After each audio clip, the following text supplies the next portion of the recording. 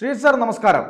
PC ജോർജിനെ ഇന്ന് കോടതി 14 ദിവസത്തെ കസ്റ്റഡിയിൽ വിട്ടിരിക്കുന്നു. അതായത് റിമാൻഡിൽ വിട്ടിരിക്കുന്നു. പോലീസ് കസ്റ്റഡിയിൽ 6 മണിവരെ ചോദ്യം ചെയ്യാനും വിട്ടിരുന്നു.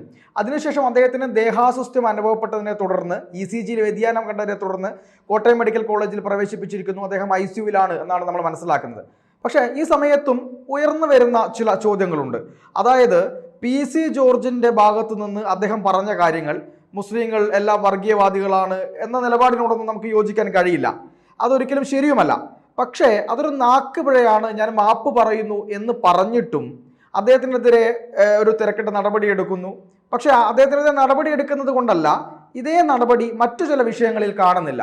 അതായത് ഇസ്മയിൽ ഹാനിയയുടെയും യഹിയ സിൻവറിൻ്റെയും ഒക്കെ ഫോട്ടോ ഉയർത്തിപ്പിടിച്ചുകൊണ്ട് ആനപ്പുറത്ത് പരിപാടി നടത്തിയ ആളുകൾ, ഹമാസ് വിശുദ്ധരാണ് എന്ന് പ്രഖ്യാപിക്കുന്ന ആളുകൾ, അതുപോലെ തന്നെ ഈ മുജാഹിദ് ബാലുശ്ശേരിയെ പോലെ വളരെ പരസ്യമായി വർഗീയത പ്രസംഗിക്കുന്ന ആളുകൾ, ഇവരൊക്കെ ഇവിടെ സുഖകരമായി നടക്കുമ്പോൾ ഒരു PC ജോർജ് വേട്ടയാടപ്പെടുകയാണോ എന്നതാണ് ഒരു ഭാഗത്തു നിന്നുള്ള സംശയവും സംസാരവും. എന്താണ് അങ്ങേക്ക് ഇതിൽ തോന്നുന്നത്? പാർത്ഥൻ നമസ്കാരം. ഇത് നമുക്ക് എല്ലാവർക്കും അറിയാവുന്നത് പോലെ അങ്ങേയറ്റം സെൻസിറ്റീവായിട്ടുള്ള ഒരു വിഷയമാണ്. അപ്പം നമ്മൾ വളരെ പക്വതയോടുകൂടി തന്നെ കൈകാര്യം ചെയ്യേണ്ടുന്ന ഒരു വിഷയമാണ്. ആ പക്വത ഒരുപക്ഷെ ശ്രീ PC ജോർജിന് ഉണ്ടായില്ല. അതുകൊണ്ടാണ് അദ്ദേഹം ആ രീതിയിലത്തേക്കുള്ള ഒരു പ്രസ്താവന നടത്തിയത്. സ്വയമേവ ആദ്യം തന്നെ അല്ലെങ്കിൽ അപ്പോൾ തന്നെ അദ്ദേഹത്തിന് ഒരു വീണ്ടും വിചാരം ഉണ്ടായി തിരുത്താമായിരുന്നു. പക്ഷേ നമുക്കറിയാവുന്നതുപോലെ പിന്നീടാണ് അതൊരു വിവാദമാവുകയും വലിയ പ്രശ്നമൊക്കെ ആവുകയും ഒക്കെ ചെയ്യുന്ന സമയത്ത് അദ്ദേഹം ഒരു അപ്പോളജി ഇഷ്യൂ ചെയ്യുന്നതൊക്കെ തന്നെ നമ്മൾ കണ്ടു. അപ്പോൾ ഇവിടെ നമുക്കറിയാം, എല്ലാ മതവിഭാഗങ്ങളുടെ ഇടയിലും തീവ്ര ചിന്താഗതിക്കാരായിട്ടുള്ള ആൾക്കാരുണ്ട്, മോശം ചിന്താഗതിക്കാരായിട്ടുള്ള ആൾക്കാരുണ്ട്. പ്രത്യേകിച്ച് നമ്മുടെ നാട്ടിൽ ഈ ഇസ്ലാമിക തീവ്രവാദം എന്ന് പറയുന്നതിനെ പറ്റിയൊക്കെ ഔദ്യോഗികമായിട്ട് തന്നെയുള്ള കണക്കുകളും കാര്യങ്ങളും ഒക്കെ തന്നെയുണ്ട്. അപ്പോൾ അദ്ദേഹത്തിന് ഏതെങ്കിലും ആൾക്കാർ തീവ്രവാദത്തിലേക്ക് പോകുന്നുണ്ടെങ്കിൽ, അതിന് ഏതെങ്കിലും സംഘടനകളുടെ പിൻബലമുണ്ടെങ്കിൽ അതിനെക്കുറിച്ച് അദ്ദേഹം പറഞ്ഞിരുന്നുവെങ്കിൽ യാതൊരു വിധത്തിലുള്ള പ്രശ്നവും അവിടെ ഉണ്ടാകുമായിരുന്നില്ല. ഇപ്പോൾ ഏതെങ്കിലും ഒരു മതവിഭാഗത്തിൽ തന്നെ തീവ്ര ചിന്താഗതിക്കാരായിട്ടുള്ള ആൾക്കാരുണ്ട് എന്ന് പറഞ്ഞാലും അതൊരു അസത്യ പ്രസ്താവന ആകുന്നില്ല. മറിച്ച് ഇവിടെ ഒരു രാഷ്ട്രീയ പ്രസ്താവന എന്നതിനും അപ്പുറത്തേക്ക്, കാരണം നമ്മൾ രാഷ്ട്രീയ പ്രസ്താവനകൾ കണ്ടിട്ടുണ്ട്. ഇപ്പോൾ വലതുപക്ഷ തീവ്രവാദ സംഘടനയാണ് RSS എന്നൊക്കെ പറഞ്ഞുകൊണ്ട് ഇവിടുത്തെ ഇടതുപക്ഷക്കാരും കോൺഗ്രസ്സുകാരും ഒക്കെ തന്നെ പല പ്രസ്താവനകൾ നടത്തുന്നത് നമ്മൾ കണ്ടിട്ടുണ്ട്. PFIക്കെതിരെ ഇതേപോലെ തന്നെ മറ്റുള്ള ആൾക്കാർ പറയുന്നതുണ്ടായിരുന്നു, PFI നിരോധിക്കപ്പെട്ടു. അപ്പോൾ ഇതെല്ലാം തന്നെ രാഷ്ട്രീയമായിട്ട് തന്നെ ഉപയോഗിക്കുന്നത് നമ്മൾ കണ്ടിട്ടുണ്ട്. പക്ഷേ ഇവിടെ രാഷ്ട്രീയമായിട്ടുള്ളതല്ല, മറിച്ച് സാമൂഹ്യമായിട്ട് സാമുദായികമായിട്ടുള്ള ഒരു അവഹേളനം എന്ന നിലയ്ക്ക് വേണം അദ്ദേഹത്തിൻ്റെ ആ ഒരു പ്രസ്താവനയെ കാണാൻ. കാരണം മുസ്ലിം മതവിഭാഗത്തിലുള്ള ആൾക്കാർ, മുസ്ലിങ്ങളായിട്ടുള്ള ആൾക്കാർ, അവരെ മൊത്തത്തിൽ തന്നെ ഇകഴ്ത്തുന്ന രീതിയിലത്തേക്കും, അവരെ പൊതുസമൂഹം ഒരു അവജ്ഞയോടെ കാണാൻ പ്രേരിപ്പിക്കുന്ന രീതിയിലത്തേക്കും, ഇവരെന്തോ വലിയ പാപികളാണ്, വലിയ കുറ്റക്കാരാണ്, തീവ്രവാദികളാണ് എന്ന് ചിന്തിപ്പിക്കുന്ന രീതിയിലത്തേക്കുമുള്ള വളരെ അപക്വമായിട്ടുള്ള തെറ്റായിട്ടുള്ള ഒരു പ്രസ്താവനയാണ് അദ്ദേഹത്തിൻ്റെ ഭാഗത്തു നിന്നുണ്ടായത് എന്ന കാര്യത്തിൽ തർക്കമില്ല. അപ്പോൾ നമ്മൾ അതിൻ്റെ ഒരു ഗ്രാവിറ്റി എത്രത്തോളം ഉണ്ട്, അല്ലെങ്കിൽ ഒരു മുസ്ലിം എങ്ങനെയാണ് അത് കേൾക്കുമ്പോൾ ഫീൽ ചെയ്യുന്നത് എന്നീ കാര്യങ്ങൾ മനസ്സിലാക്കണമെങ്കിൽ മറ്റു മതവിഭാഗക്കാരായിട്ടുള്ള ആൾക്കാരെ സംബന്ധിച്ചിടത്തോളം അവരുടെ മതത്തെക്കുറിച്ചാണ് ഇത് പറഞ്ഞിരുന്നത് എങ്കിൽ നമ്മൾ എങ്ങനെ റിയാക്ട് ചെയ്യുമായിരുന്നു എന്നാലോചിച്ചാൽ മതി. അതായത് ഒരു മുസ്ലിമോ ക്രിസ്ത്യാനിയോ ആയിട്ടുള്ള ഒരു വ്യക്തി ഹിന്ദു വിഭാഗത്തിലുള്ള ആൾക്കാരെല്ലാവരും തീവ്രവാദികളാണ് എന്നോ, അല്ലെങ്കിൽ ക്രിസ്തീയ മതവിശ്വാസി അല്ലാത്ത ഒരാൾ ക്രിസ്ത്യാനികളെല്ലാം അങ്ങനെയാണെന്നോ ഒക്കെ പറഞ്ഞു കഴിഞ്ഞാൽ അതാത് മതവിഭാഗങ്ങൾക്ക് എങ്ങനെയാണ് അത് അനുഭവപ്പെടുക എന്ന് ചിന്തിച്ചാൽ മനസ്സിലാകും. അപ്പോൾ അതൊരിക്കലും അദ്ദേഹം പറയാൻ പാടില്ലാത്ത ഒരു നാക്കുപിഴയാണെങ്കിൽ പോലും ആ സമയത്ത് തന്നെ തിരുത്തേണ്ടിയിരുന്ന ഒരു പ്രസ്താവനയാണ്. അപ്പോൾ അങ്ങനെയുള്ള ഒരു പ്രസ്താവന വരുന്നു. അതിനെ എനിക്ക് തോന്നുന്നില്ല ആരും ഓണപ്പ് ചെയ്യും എന്ന് ഞാൻ കരുതുന്നില്ല. കാരണം അങ്ങനെ ഒരു വിഭാഗത്തിനെ നമുക്ക് അങ്ങനെ അടച്ച് ആക്ഷേപിക്കാനായിട്ട് സാധ്യമല്ല. അതുകൊണ്ട് തന്നെയാണ് ഒരുപക്ഷെ അദ്ദേഹത്തിൻ്റെ ജാമ്യാപേക്ഷ പരിഗണിക്കുന്ന സമയത്ത് കേരള ഹൈക്കോടതിയുടെ ഭാഗത്തു നിന്ന് പോലും ഈ റിപ്പീറ്റ് ഒഫൻഡർമാരായിട്ടുള്ള ആൾക്കാർ ജയിലിൽ കിടക്കണം എന്ന രീതിയിലത്തേക്കുള്ള ഒരു പരാമർശം ഉണ്ടായത്. കാരണം മുമ്പും ഇതേപോലെ തന്നെ ഒരു ഹേറ്റ് സ്പീച്ച് അദ്ദേഹത്തിൻ്റെ ഭാഗത്തു നിന്നുണ്ടായിട്ടുണ്ട്. അന്നും ഇതേപോലെ നിയമ നടപടികൾക്കൊക്കെ തന്നെ അദ്ദേഹം വിധേയനായിട്ടുണ്ട്. അപ്പോൾ അങ്ങനെയുള്ള ഒരാളിന് ഒരു ഫസ്റ്റ് ടൈമർ എന്ന രീതിയിലത്തേക്കുള്ള ആനുകൂല്യം പോലും കൊടുക്കാൻ കഴിയില്ല എന്നൊക്കെ കണ്ടുകൊണ്ടാണ് അദ്ദേഹത്തിൻ്റെ മുൻകൂർ ജാമ്യാപേക്ഷ ഹൈക്കോടതി അടക്കം തള്ളിക്കളഞ്ഞത് എന്നുള്ളത് നമുക്കറിയാവുന്ന കാര്യമാണ്. അപ്പോൾ ഇവിടെ നമ്മൾ മനസ്സിലാക്കേണ്ടുന്ന 1-2 കാര്യങ്ങളുണ്ട്. ഇതിൽ ഒന്നാമത്തെ കാര്യം, അദ്ദേഹത്തിനെ രാഷ്ട്രീയമായിട്ട് വേട്ടയാടുന്നു എന്ന രീതിയിലത്തേക്ക് ഇതിനെ നമുക്ക് വ്യാഖ്യാനിക്കാൻ കഴിയുമോ ഇല്ലയോ എന്നുള്ള ഒരു പ്രശ്നം. അപ്പോൾ രാഷ്ട്രീയമായിട്ടാണ് വേട്ടയാടുന്നത് എങ്കിൽ ഒരുപക്ഷേ ശ്രീ PC ജോർജിനോടുള്ള വിരോധത്തിനേക്കാൾ കൂടുതൽ അദ്ദേഹത്തിൻ്റെ മകനോടുള്ള ഒരു വിരോധമായിരിക്കണം. കാരണം അദ്ദേഹത്തിൻ്റെ മകനാണ് ഇന്ന് പിണറായി വിജയനെതിരെ, അദ്ദേഹത്തിൻ്റെ മകൾക്കെതിരെയൊക്കെ തന്നെ അതിശക്തമായിട്ട് പോകുന്നയാൾ. അദ്ദേഹം BJPയിൽ ജോയിൻ ചെയ്യുന്നതിന് മുമ്പ് തന്നെ അദ്ദേഹം ആ ഒരു പരിശ്രമം അദ്ദേഹം സ്വയം ഏറ്റെടുത്ത് നടത്തുന്നതാണ്. വളരെ ഭംഗിയായ രീതിയിൽ വളരെ ലെജിറ്റിമേറ്റ് ആയിട്ട് അദ്ദേഹം അത് മുന്നോട്ട് കൊണ്ടുപോകുന്നുമുണ്ട്. ആ കാര്യത്തിനെ പറ്റി വളരെ വ്യക്തമായി ആർട്ടിക്കുലേറ്റ് ചെയ്യാൻ അദ്ദേഹത്തിന് സാധിക്കുന്നുണ്ട്. അപ്പോൾ അദ്ദേഹത്തിനോട് എന്തെങ്കിലും രീതിയിലത്തേക്കുള്ള ഒരു സ്കോർ സെറ്റിൽ ചെയ്യുന്നതിൻ്റെ ഭാഗമായി അദ്ദേഹത്തിൻ്റെ കുടുംബത്തിൽ ഒരു പ്രശ്നം അല്ലെങ്കിൽ അദ്ദേഹത്തിൻ്റെ പിതാവിനെ കൊടുക്കുക എന്ന രീതിയിലത്തേക്കുള്ള ഒരു ഉദ്ദേശം സർക്കാരിനുണ്ട് എങ്കിൽ രാഷ്ട്രീയമായിട്ട് വേട്ടയാടുന്നു എന്ന് നമുക്ക് പറയാം. അങ്ങനെ ആയിരുന്നുവെങ്കിൽ നമ്മളിവിടെ കാണേണ്ടുന്ന രണ്ട് കാര്യങ്ങളുണ്ട്. അതിലൊന്ന്, സ്വയമേവ പോലീസ് കേസെടുക്കണമായിരുന്നു.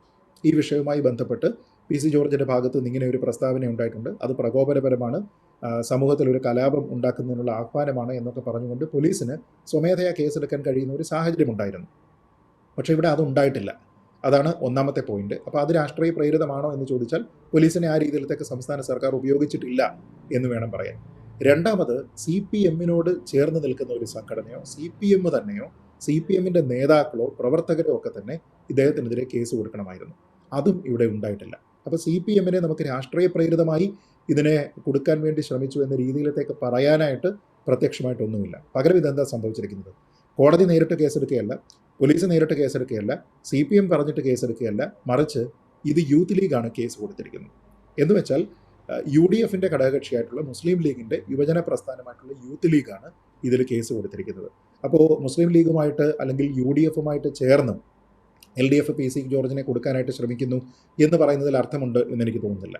അപ്പോൾ ഇത് പൂർണ്ണമായിട്ടും രാഷ്ട്രീയ പ്രേരിതമായിട്ടുള്ള ഒരു കേസ് എന്ന രീതിയിലത്തേക്ക് നമുക്ക് കരുതാൻ കഴിയുന്നതല്ല എന്നാണ് എൻ്റെ അഭിപ്രായം. പകരം ഇത് മുസ്ലിം ലീഗിൻ്റെ ഒരു യുവജന വിഭാഗമാണ് ഇതിൽ കേസ് കൊടുത്തിരിക്കുന്നത്. അപ്പോൾ അതിൽ മുസ്ലിം ലീഗ് ആയതുകൊണ്ട് തന്നെ, മുസ്ലിങ്ങളുമായി ബന്ധപ്പെട്ട വിഷയമായതുകൊണ്ട് തന്നെ അവർക്ക് കേസ് കൊടുക്കാനുള്ള എല്ലാ പ്രൊവിഷനും അവിടെ ഉണ്ട്. അപ്പോൾ ഇത് തന്നെയുമല്ല, ഇതിൽ വേറൊരു പ്രധാനപ്പെട്ട കാര്യം, മുസ്ലിം ലീഗിൻ്റെ ഭാഗത്തു നിന്ന്, പ്രത്യേകിച്ച് യൂത്ത് ലീഗിൻ്റെ തന്നെ ഭാഗത്തു നിന്നുള്ള പല നേതാക്കന്മാരും പറയുന്നത് ഈ വിഷയത്തിൽ PC ജോർജിന് മതിയായ സമയം നൽകിയത് LDF സർക്കാരാണ് എന്നാണ്. അതായത് അവർ പറയുന്നത് PC ജോർജും LDF സർക്കാരും തമ്മിലുള്ള ഒത്തുകളിയാണെന്നാണ്. അപ്പോൾ രാഷ്ട്രീയ വേട്ടയാടൽ എന്നതിനപ്പുറത്തേക്ക് ഈ ഇദ്ദേഹത്തിനെ പിടികൂടാനായിട്ട് സംസ്ഥാന സർക്കാരിന് വലിയ താല്പര്യമൊന്നും ഇല്ലായിരുന്നു എന്ന രീതിയിലത്തേക്കാണ് അവർ പറഞ്ഞു വരുന്നത്. ഇതൊരു ഭാഗം. ഇനി രണ്ടാമത് നമ്മൾ നോക്കേണ്ടത്, അദ്ദേഹം മാപ്പ് പറഞ്ഞു. ആ മാപ്പ് പറയുമ്പോൾ ഈ വിഷയം അവസാനിപ്പിക്കേണ്ടതല്ലേ എന്നുള്ള ഒരു പ്രധാനപ്പെട്ട ചോദ്യമുണ്ട്. അപ്പോൾ സാധാരണഗതിയിൽ നമ്മുടെ നാട്ടിൽ ഇതേപോലെ തന്നെ ഫ്ലെയിം സ്പീച്ച് അല്ലെങ്കിൽ ഹേറ്റ് സ്പീച്ച് ഒക്കെ പറഞ്ഞിരിക്കുന്ന പല ആൾക്കാരും അതല്ല എങ്കിൽ ആ ഒരു ഉദ്ദേശത്തിൽ പറഞ്ഞിരിക്കുന്നതല്ല, മറ്റൊരു കോണ്ടെക്സ്റ്റിലാണ് അല്ലെങ്കിൽ ഒരു ചാനൽ ചർച്ചയിൽ പങ്കെടുക്കുമ്പോൾ പറഞ്ഞിരിക്കുന്നതാണ്. അപ്പോൾ അതിൻ്റെ പേരിലൊക്കെ പുലിവാല് പിടിച്ചിരിക്കുന്ന നിരവധി ആൾക്കാരുണ്ടെങ്കിൽ പോലും പലപ്പോഴും ഒരു അപ്പോളജി ഇഷ്യൂ ചെയ്ത് കഴിഞ്ഞാൽ അതിൻ്റെ പേരിൽ ഈ പ്രശ്നമൊക്കെ തന്നെ ഇല്ലാതെയാകുന്നതാണ്. പക്ഷേ ഇത് ആരാണ് തീരുമാനിക്കേണ്ടത്? ഇവിടെ പരാതിക്കാരനായിട്ട് യൂത്ത് ലീഗ് അതിൻ്റെ പ്രവർത്തകർ അവിടെ നിൽക്കുമ്പോൾ അവർ കൺവിൻസ്ഡ് ആകുന്നുണ്ടോ, അതേപോലെ കോടതി കൺവിൻസ്ഡ് ആകുന്നുണ്ടോ എന്നുള്ളതാണ് പ്രധാനം.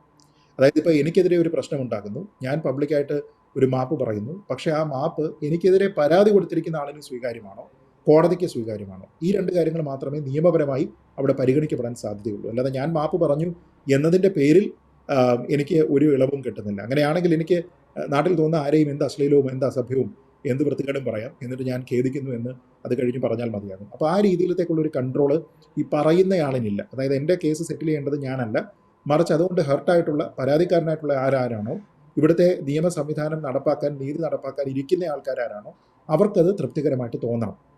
അപ്പോൾ PC ജോർജിൻ്റെ കാര്യത്തിൽ അദ്ദേഹം മാപ്പ് ഇഷ്യൂ ചെയ്തിരിക്കുന്നു എന്നതിനെപ്പറ്റി യൂത്ത് ലീഗിന് അറിയാം. പക്ഷേ യൂത്ത് ലീഗ് ആ കാര്യത്തിൽ ആ മാപ്പ് സ്വീകരിക്കാനായിട്ട് തയ്യാറല്ല. ഇനിയുള്ളത് കോടതിയിലേക്ക് നിയമ നടപടികളുമായിട്ട് മുന്നോട്ട് പോകുന്ന സമയത്ത് കോടതി അത് സ്വീകരിക്കുമോ, അല്ലെങ്കിൽ സ്വീകരിക്കാൻ മതിയായ രീതിയിലത്തേക്കുള്ള സാഹചര്യം ഉണ്ടോ എന്ന് വിലയിരുത്തുക എന്നുള്ളതാണ് പ്രധാനം. അപ്പോൾ അതുകൊണ്ട് രാഷ്ട്രീയമായി വേട്ടയാടുന്നു എന്നുള്ള ഒരു അഭിപ്രായമോ, അതല്ല എങ്കിൽ PC ജോർജ് മാപ്പ് പറയുന്നത് സ്വീകരിക്കാതിരുന്നു എന്ന രീതിയിലത്തേക്കുള്ള ഒരു പ്രശ്നമോ ഇവിടെ ഉണ്ട് എന്ന് ഞാൻ കരുതുന്നില്ല. പക്ഷേ ഇവിടെ കാണുന്ന മറ്റു ചില പ്രശ്നങ്ങളുണ്ട്. ഇപ്പോൾ അതിലൊരു പ്രശ്നമാണിപ്പോൾ പാർത്ഥൻ തന്നെ പറഞ്ഞിരിക്കുന്ന ഇസ്മയിൽ ഹനിയെ പോലെയുള്ള, യഹ്യ സിൻവറിനെ പോലെയുള്ള ആൾക്കാരുടെ ചിത്രങ്ങളൊക്കെ തന്നെ ഇവിടെ പരസ്യമായിട്ട് ഒരു മേളയിൽ അല്ലെങ്കിൽ ഒരു ആഘോഷത്തിൽ, ഒരു പ്രകടനത്തിൽ ഒക്കെ തന്നെ ഉപയോഗിക്കുന്നു, അതോ ആഘോഷപൂർണ്ണം ഉപയോഗിക്കുന്നു എന്നുള്ളൊരു പ്രശ്നമുണ്ട്.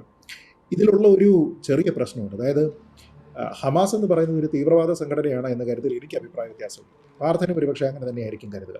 നമ്മുടെ നാട്ടിലെ ബഹുഭൂരിപക്ഷം ആൾക്കാരും ഒരുപക്ഷെ ഇതൊരു തീവ്രവാദ സംഘടനയാണ് എന്ന് തന്നെയായിരിക്കും കരുതുക. പക്ഷേ ഉള്ള പ്രശ്നം, നമ്മുടെ രാജ്യം അതിനെ ഒരു ടെററിസ്റ്റ് ഓർഗനൈസേഷനായിട്ട് ഡെസിഗ്നേറ്റ് ചെയ്തിട്ടില്ല എന്നുള്ളതാണ്. അതായത് ഇന്ത്യയുടെ ടെറിട്ടറിയിൽ ഹമാസ് ഒരു തീവ്രവാദ സംഘടനയാണ് എന്ന രീതിയിലോ, ഇന്ത്യക്ക് ഭീഷണിയുള്ള ഒരു സംഘടനയാണ് എന്ന രീതിയിലോ ഇന്ത്യൻ ഗവൺമെൻറ് അതിനെ ടേം ചെയ്തിട്ടില്ല. പക്ഷേ അവർ മറ്റുള്ള രാജ്യങ്ങളിൽ നടത്തുന്ന പ്രവർത്തനങ്ങൾ എന്തൊക്കെയാണ് എന്ന് നോക്കിയതിന് ശേഷം നമുക്ക് ആ ഒരു നിഗമനത്തിലേക്ക് എത്താം. പക്ഷേ നിയമത്തിൻ്റെ കണ്ണിൽ കൂടി നോക്കുന്ന സമയത്ത് ഇന്ത്യയിൽ നിരോധിക്കപ്പെട്ടിരിക്കുന്ന ഒരു സംഘടനയോ ഇന്ത്യ ഒരു ടെററിസ്റ്റ് സംഘടന എന്ന രീതിയിലത്തേക്ക് പട്ടികയിൽ ഉൾപ്പെടുത്തിയിരിക്കുന്ന സംഘടനയോ അല്ല ഹമാസ് എന്നതുകൊണ്ട് തന്നെ ഈ സിൻവറിൻ്റെ പേരിലോ അല്ലെങ്കിൽ ഹനിയയുടെ ഒക്കെ ചിത്രം ഉപയോഗിച്ച് കഴിഞ്ഞാൽ അതിൻ്റെ പേരിൽ ഒരു കേസ് കൊടുത്തു കഴിഞ്ഞാൽ ആ കേസ് ഇന്ത്യയിലെ നിലവിലത്തെ സാഹചര്യത്തിൽ നിലനിൽക്കാനുള്ള സാധ്യതയില്ല. മറിച്ച് മറ്റേതെങ്കിലും നമ്മൾ തീവ്രവാദികളെന്ന് പറയുന്ന ഇപ്പോൾ ഹിസ്ബുൾ മുജാഹിദീൻ്റെയോ അല്ലെങ്കിൽ അൽ ഖയ്ദയുടെയോ ഒക്കെ ചിത്രങ്ങൾ, അതിൻ്റെ നേതാക്കന്മാരുടെ ചിത്രങ്ങളാണെങ്കിൽ ഇത് ഉപയോഗിക്കാം. നമ്മൾ തന്നെ ഒരുപക്ഷെ പാർത്ഥന ഓർക്കുന്നുണ്ടാകും, നമ്മുടെ നാട്ടിലെ ഏതോ ഒരു ഓട്ടോറിക്ഷയുടെ പിന്നിൽ ഈ യഹ്യ സിൻവറിൻ്റെ പടമൊക്കെ വെച്ചിട്ട് പോകുന്നുണ്ട്. അപ്പോൾ അത് കേസ് കൊടുത്തു കഴിഞ്ഞാൽ ആ കേസ് നിലനിൽക്കാനുള്ള സാധ്യതയില്ല. പക്ഷേ ഇവിടെ വേറെ ഒരു വലിയ പ്രശ്നമുണ്ട്. ഇപ്പോൾ BJP-ക്കാർ തന്നെ ഉന്നയിക്കുന്ന ചില പ്രശ്നങ്ങളുണ്ട്. ഇപ്പം ഞാൻ തന്നെ ഇതുമായി ബന്ധപ്പെട്ട ചില ചർച്ചകളിൽ പങ്കെടുക്കുമ്പോൾ BJP-യുടെ ഭാഗത്തു നിന്നുള്ള ആൾക്കാർ പറയുന്നത്, ഒന്ന് ഈ സിൻവറിൻ്റെ വിഷയമൊക്കെയാണ്. രണ്ടാമത്തെ വിഷയം ഹിന്ദു സ്ത്രീകളെ പൊതുവെ അപമാനിക്കുന്ന രീതിയിൽ, ബ്രാഹ്മണരുടെ മക്കളെ അവർ ആഗ്രഹിക്കുന്നു എന്ന രീതിയിലത്തേക്കുള്ള, ഈ ഹിന്ദു സ്ത്രീകളെ മൊത്തത്തിൽ ചീത്തയാക്കി കാണിക്കുന്ന രീതിയിലത്തേക്കുള്ള ചില പ്രസ്താവനകളുണ്ട്. അപ്പോൾ ഇവിടുത്തെ പ്രശ്നം, അത് പരാതി കൊടുക്കണം, അത് കേസ് കൊടുക്കണം. ഇവിടെ സ്വമേധയാ കേസ് എടുത്തിരിക്കുകയല്ല PC ജോർജിൻ്റെ കേസിലും, പകരം വന്നിരിക്കുന്നത് യൂത്ത് ലീഗ് കേസ് കൊടുത്തിരിക്കുന്നു. ഞാൻ പറയുന്നത് ഹിന്ദു വിഭാഗത്തിൽ നിന്നുള്ള ആൾക്കാർ, ഹിന്ദു താല്പര്യങ്ങൾ സംരക്ഷിക്കാൻ വേണ്ടി നിലനിൽക്കുന്ന സംഘടനകൾ, രാഷ്ട്രീയ പ്രസ്ഥാനങ്ങൾ, അവർ കേസ് കൊടുക്കണം. അങ്ങനെ കേസ് കൊടുത്തതിന് ശേഷം അതിൽ മാർഗമുണ്ടോ, പോലീസ് കേസെടുക്കുന്നില്ലേ, ഇല്ലെങ്കിൽ അത് പുറത്ത് വിളിച്ചു പറയണം. അതിൻ്റെ പേരിൽ സമരം ചെയ്യാനോ പ്രതിഷേധിക്കാനോ സമാധാനപരമായിട്ട് അവർക്ക് അർഹതയുണ്ട്. ഇനി അതൊന്നുമല്ല എങ്കിൽ കോടതിയെ ആശ്രയിക്കാം. ഇങ്ങനെ നമ്മൾ ചെയ്യുന്നില്ല എന്നുള്ളതാണ് പ്രശ്നം. ഇനി PC ജോർജിൻ്റെ കാര്യത്തിൽ ഞാൻ നേരത്തെ പറഞ്ഞതുപോലെ പോലീസ് സ്വമേധയാ കേസെടുക്കുകയാണ് എങ്കിലും, മറ്റുള്ള ഒരു വിഷയത്തിൽ പോലീസ് സ്വമേധയാ കേസെടുത്തില്ല എങ്കിലും നമുക്കവിടെ സംസ്ഥാന സർക്കാരിനെ കുറ്റപ്പെടുത്താൻ കഴിയും. പക്ഷേ ഇവിടെ അങ്ങനെയല്ല. യൂത്ത് ലീഗിൻ്റെ പരാതിയുടെ പുറത്താണ് ഇത് വന്നിരിക്കുന്നത് എന്നുള്ളൊരു പ്രശ്നമുണ്ട്.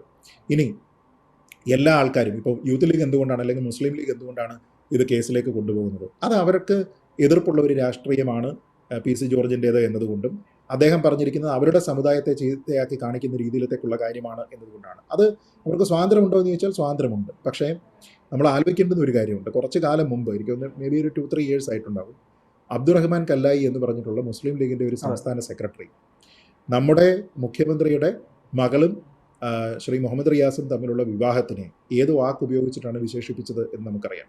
അങ്ങേയറ്റം നിന്ദ്യമായിട്ടുള്ള, ഒരിക്കലും ഒരു വ്യക്തി പറയാൻ പാടില്ലാത്ത, പ്രത്യേകിച്ച് ഉത്തരവാദിത്തപ്പെട്ട ഒരു രാഷ്ട്രീയ പ്രസ്ഥാനത്തിൻ്റെ നേതൃത്വ നിരയിൽ ഇരിക്കുന്ന ഒരാൾ ഒരിക്കലും പറയാൻ പറ്റാത്ത രീതിയിലത്തേക്കുള്ള അങ്ങേയറ്റത്തെ അവമതിപ്പ് നിറഞ്ഞ ഒരു വാക്ക്, അശ്ലീലം, അത് പറഞ്ഞിരിക്കുന്ന ആൾ പിന്നീട് മാപ്പ് പറയുക ചെയ്തത്.